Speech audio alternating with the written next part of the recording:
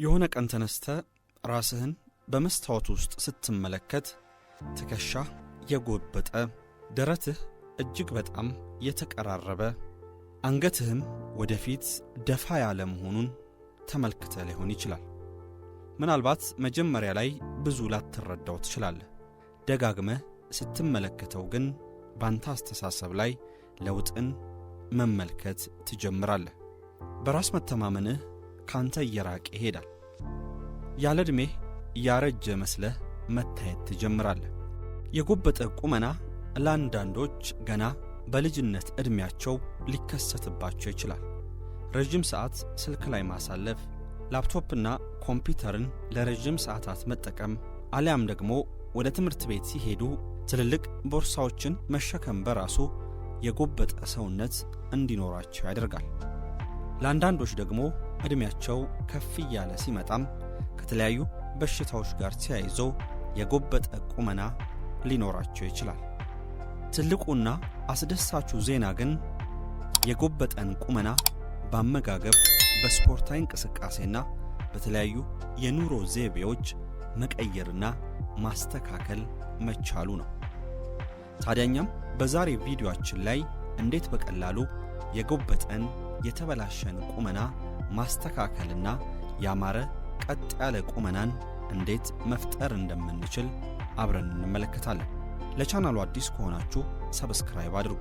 ሐሳብ፣ አስተያየት፣ ምናልባት ጥያቄም ካላችሁ ደግሞ ኮሜንት መስጫ ሳጥን ላይ ጥያቄያችሁን ለኛ ልታደርሱን ትችላላችሁ።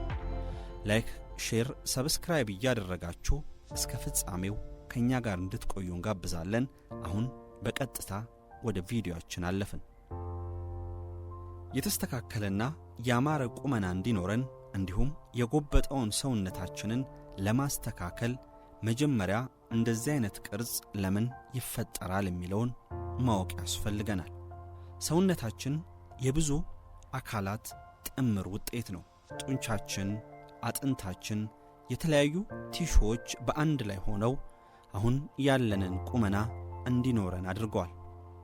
ከነዚህ ሁሉ ታዲያ አንዱ የሰውነት ክፍላችን ሲበላሽ ወይም ወደ ሌላ አቅጣጫ ሲያመራ ሁሉም አብሮ መበላሸቱ አይቀሬ ይሆናል።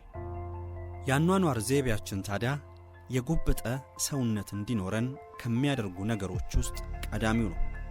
ለረጅም ሰዓት አንድ ቦታ ላይ ቁጭ ብሎ ማሳለፍ፣ መጽሐፍን ለረጅም ሰዓት ማንበብ፣ ስንጓዝ ቀና ብለን አለመጓዝ፣ ኮምፒውተር፣ ላፕቶፕን የመሳሰሉ ኤሌክትሮኒክ ቁሶችን ለረጅም ሰዓት መጠቀም ሰውነታችን የጎበጠና ያልተስተካከለ እንዲሆን ከፍተኛ አስተዋጽኦ አላቸው። እነዚህን ነገሮች በተደጋጋሚ የምናደርግ ከሆነ ታዲያ ስፓይናችን አንድ ቅርጽ እየያዘ ይሄዳል። ያልተስተካከለና የማያምር እንዲሁም የጎበጠ የሰውነት ቅርጽ መያዝ ታዲያ ለተመልካች ብቻ ሳይሆን ለጤንነታችንም እጅግ አስጊ ሊሆን ይችላል። የጎበጠ ሰውነት ካለን የደም ዝውውራችን እንደሚፈለገው የመሆን ዕድሉ እያነሰ ይመጣል። አተነፋፈሳችንም አስቸጋሪ ወደሚባል ደረጃ ሊሸጋገር ይችላል። የመገጣጠሚያ ህመምም ሊያጋጥመን የሚችልበት ዕድል ሰፋ ያለ ነው። ለዚህም ታዲያ ሁሌም ቢሆን የተስተካከለና ቀጥ ያለ ቁመናን መፍጠር ይኖርብናል። በቀጣይነት የምንመለከተው ታዲያ እንዴት የተስተካከለና ያማረ ቁመናን መፍጠር እንችላለን የሚለውን ይሆናል። የጎበጠን ሰውነት ማስተካከል ዋና ዋና 3 ክፍሎች አሉት። የመጀመሪያው የተዳከሙ ጡንቻዎችን ማጠንከር ነው። ሁለተኛው ደግሞ የተጠባበቁና መንቀሳቀስ ያልቻሉ ጡንቻዎች እንዲፍታቱ ማድረግ ነው።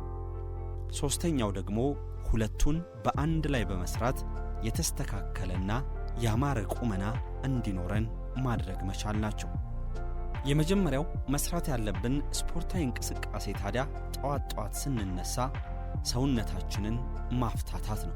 በተለይም ደግሞ ከወገባችን በላይ ትከሻችን አካባቢ ያለውን የሰውነት ክፍል የተለያዩ ስፖርታዊ እንቅስቃሴዎችን በመስራት ማፍታታት ይኖርብናል።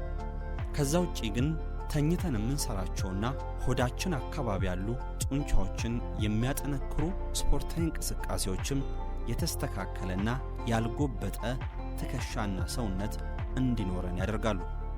ለምሳሌ አንድ ትልቅ ፕሮግራም ላይ ተገኝተህ ቁመናው የሚያምር፣ ትከሻው የሰፋ፣ አንገቱ ቀና ያለና ገና ከሩቅ ሲገባ ግርማ ሞገስ ያለው ሰው ወደ ዝግጅት ስፍራው ሲገባ ሰዎች እሱን የሚያዩበትን መንገድ ተመልከትና ቆየት ብለህ ደግሞ አንተ ወደዛ ክፍል ስትገባ ሰዎች አንተን የሚመለከቱበትን መንገድ በደንብ ለማስተዋል ሞክር።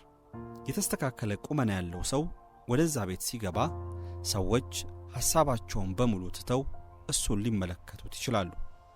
የሰዎችን አቴንሽን የመሳብ ዕድሉም ከፍ እያለ ይመጣል።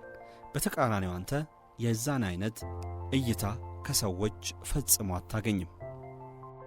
ከስፖርታዊ እንቅስቃሴ ባለፈ ግን የሥራችንን ሁኔታም ማስተካከል ይኖርብናል። ለምሳሌ ቢሮአችን አካባቢ ያለው ኮምፒውተር ዝቅ ያለ ከሆነ ኮምፒውተሩን ለመጠቀም ግዴታ አብረን ዝቅ ብለን መጠቀም ይኖርብናል። ታዲያ ይህንን ማስተካከል እንችላለን።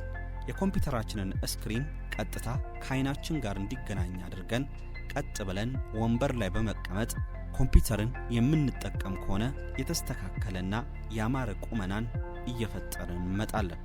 አንዴ ከለመድነው ቀጥ ብለን መቀመጥ ሊያስቸግረን ይችላል። እንደዛም ሆኖ ግን ባክ ፕሬስ ፖስቸር ኮሬክተር የተባለውን ሰውነትን ለማስተካከል የሚረዳ ዕቃ ከሕክምና ስፍራዎች በመግዛት መጠቀም እንችላለን። ይህ ዕቃ ታዲያ ደረታችን አካባቢና ጀርባችን አካባቢ ያሉ ጡንቻዎች ይበልጥ እንዲፍታቱና ቀጥ ብለው እንዲቀመጡ የማድረግ አቅም አለው። ይህንን ዕቃ ማግኘት የምትፈልጉ ከሆነ በዲስክሪፕሽናችን ላይ ስልክ ቁጥርና ከየት ማግኘት እንደምትችሉ ስለተቀመጠላችሁ በተመጣጣኝ ዋጋ ገዝታችሁ መጠቀም ትችላላችሁ።